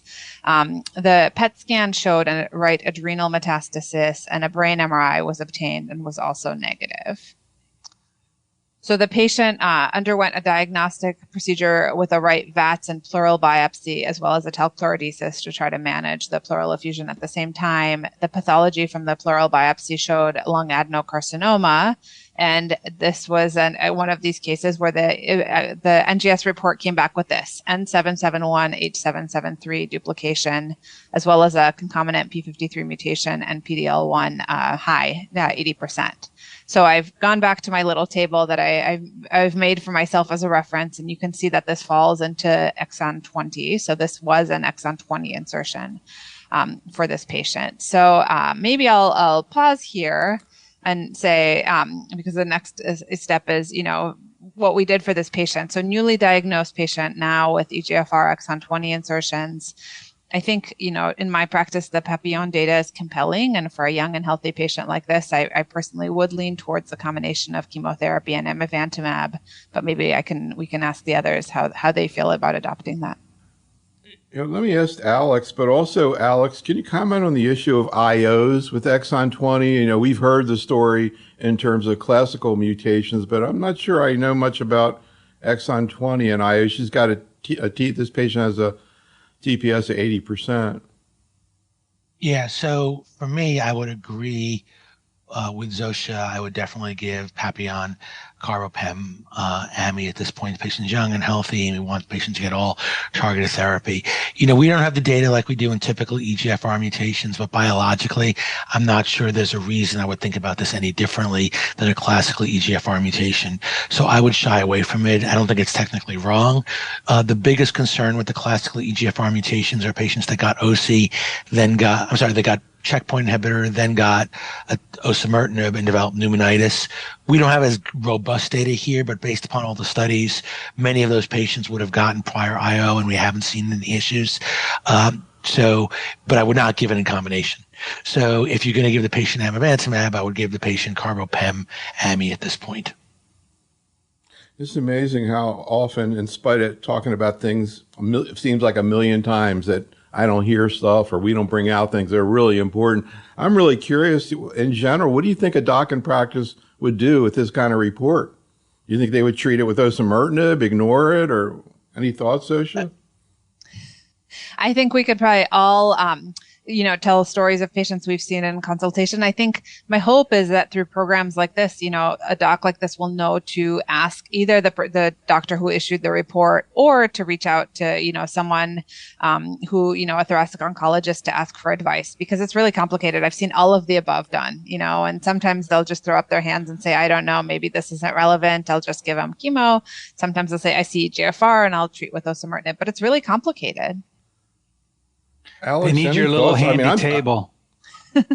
Well, docs, they're taking care of myeloma and, CLL and everything else. And my first guess is that they see something like that, they might ignore it. It doesn't say, exon 19 or L885R. They probably would think it's some kind of, weird mutation that maybe wouldn't respond. I don't know. But definitely an important teaching point. Let's continue, though. All right. So indeed, I to treat this patient with a chemotherapy plus amivantamab, for the Papillon study. The patient overall did okay, although he did have an infusion-related reaction as we expect, and then over time also developed some pretty significant scalp folliculitis and some dermatologic toxicities. But fortunately, as you can see with these pictures, he's had a nice response on scans with a decreased right lung mass and pleural nodules, and right now remains stable. But I think that, then the question that we've already started to discuss in the clinic is, what do we do for this patient subsequently, and what will be the next line of therapy? And we're in this difficult situation right now where we don't have an approved oral agent for these patients. Currently, it's hard when we previously had mobocertinib and it's no longer available. So certainly I think enrollment on a clinical trial is the preferred approach for a patient like this. And there's a number of them ongoing. But, for your audience, I imagine sometimes there are patients where that may not be, as easy to do. And so I think it's a challenging situation. So just kind of curious, Pasi, I see these new agents coming along. Anyone in particular that you're excited about, or they sort of look similar at this point? I think the data on sunvozertinib and zipalertinib are relatively similar. And there are others, as Zofia mentioned, out there as well. And we hope that one or both of those would receive accelerated approval at some point, so we would have a TKI option available for patients who need something after the Papillon regimen. This is also a population of patients that could potentially benefit from ADCs. It hasn't really been extensively studied in the EGFR exon 20 patients, although there were one or two in the patritumab phase 1 clinical trial and had some minor responses. So that's something to keep in the back of our mind as well as another option moving forward. That's really interesting thought. So I always love cases that start with 85-year-old. Let's hear what happened with this lady. So this is a patient actually I recently saw for a second opinion, 85-year-old with a history of tobacco use, some other comorbidities, including coronary artery disease, diabetes, importantly with associated renal insufficiency, and some neuropathy, who presented with chest pain, and on CT and PET imaging was found to have a 3 centimeter left upper lobe lung mass, metastases to the mediastinal lymph nodes, sternum, and the iliac bones. And then on brain MRI also was found to have a small left parietal metastasis measuring about 8 millimeters with some edema. And so the patient underwent endobronchial ultrasound and a biopsy of a paratracheal lymph node, which showed adenocarcinoma, in this case PD-L1 negative, but again with an EGFR exon 20 insertion. In this case, the S768 D770 duplication on molecular testing. Now, this patient unfortunately has a creatinine of 1.8 and a creatinine clearance of 32, and somewhat limited functional status in light of age. And so I think this is a challenging situation. The patient and her family came and said, we really want to explore treatment options. We know that this is potentially a targetable alteration. What can we, what would be the best treatment? And so I thought this was an interesting case. The brain metastasis also, I think, poses a particular challenge for a patient like this. So, Tom, any thoughts? And are there situations where you'd hold off on, let's say, whole brain radiation and try systemic therapy with the patient with exon 20 and brain mets? Yes, it would depend on the clinical situation. I think this person, I don't think you mentioned if they were symptomatic, Zofia, but with the edema, you'd certainly be concerned. Yeah, they weren't symptomatic. Okay. So this is someone that is not going to get onto a clinical trial, and that's the difficulty. For us, I don't have access to the Papillon agents, so I would be thinking of either chemotherapy or supportive care alone. If I had access to amivantamab, this would be a very difficult patient to treat with that regimen. Just with the creatinine, the ECOG performance status of 2. So I think I would struggle to go down that path. If I had access to a TKI, that would be my preferred. Even though none of the ones that we've presented so far have got great CNS data behind them, and this person does need CNS response. So if you were going to go down that path, you would probably need to think about some cranial radiation as well. And the other thing to say with this person is it's not the phenotype that you typically associate with EGFR, given that they're a smoker. It's possible that this is subclonal. If you had a little bit more, sequencing on the tumor, that might help you, but you're still not going to be rushing into giving anything systemic, such as chemoimmunotherapy, regardless. So it's a very difficult situation. So, Pasi, second opinion. I think I agree with Tom. I'd probably think about it, some sort of SBRT to the brain lesion if there's surrounding edema and or symptoms from that. I think the creatinine and the creatinine clearance make giving the Papillon regimen a bit of a challenge, and also would probably exclude her from a clinical trial of a TKI as well.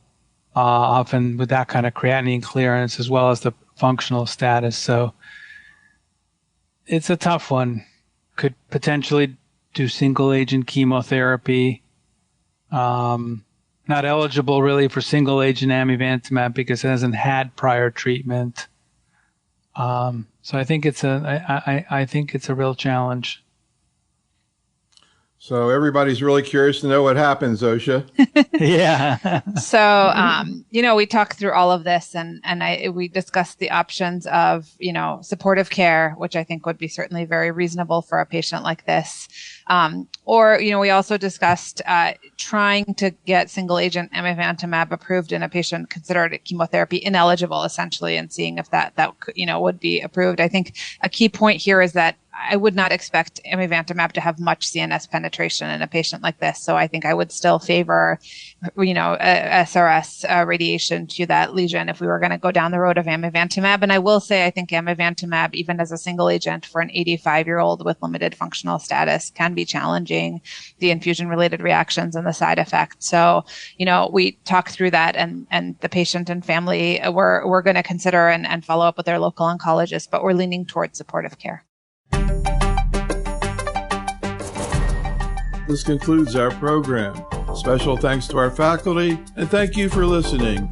This is Dr. Neil Love for Striving for Consensus, Current and Future Management of Non-Small Cell Lung Cancer in Patients with EGFR Tumor Mutations.